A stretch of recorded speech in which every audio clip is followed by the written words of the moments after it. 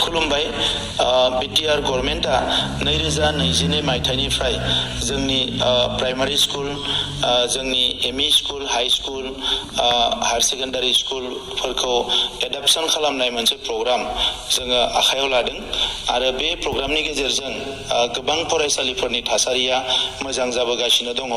गोबाव बोसोर फरायसालिफोरखौ गोसो होयैलाय फरायसालिफोरनि थासारिखौ मोजां खालामनो नांगौ बायदियै खामानि मावैलाय जोंनि थासारिफ्रा गाज्रिनिफ्राय गाज्रि जालांदोंमोन।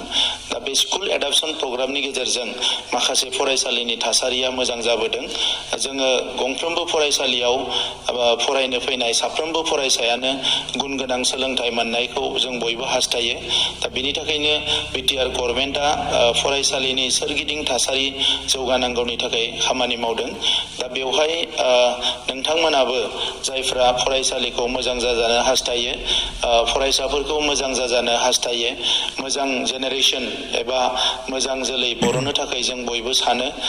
बेनि थाखाय आं नोंथांमोन बयखौबो खावलायो जाहाथे बे फैगौ फेब्रुवारि दाननि 5 अक्ट'निफ्राय 10 अक्ट'सिम जोङो स्कुल एडाप्शन उइक होननानै फोसावदों आरो बे स्कुल एडाप्शन उइकआव नोंथांमोनाबो बाहागो लानो हागोन आरो नोंथांनि खाथिनि फरायसालिखौ एबा नोंथाङा जायखिजाया फरायसालिखौ एडाप्ट खालामनानै बे फरायसालिखौ जौगाहोनो, बे फरायसालिखौ मदद खालामनो नोंथाङा जोंनि अफिसारफोरजों जगाजग खालामनानै नोंथाङा बेवहाय बाहागो लानो हायो।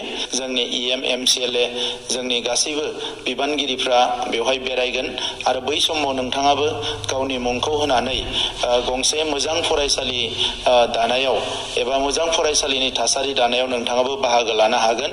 आं बेनि थाखायनो साफ्रोमबो गोसो गुदुं सुबुंफोरखौ खावलायदो जे नोंथांमोना बे हाबाफारियाव बाहागो लानानै फैबाय थानाय समाव मोनसे गोग्गो सोलोंथायारि थासारि दानायाव नोंथाङाबो सासे बाहागो लागिरि जानो हायो।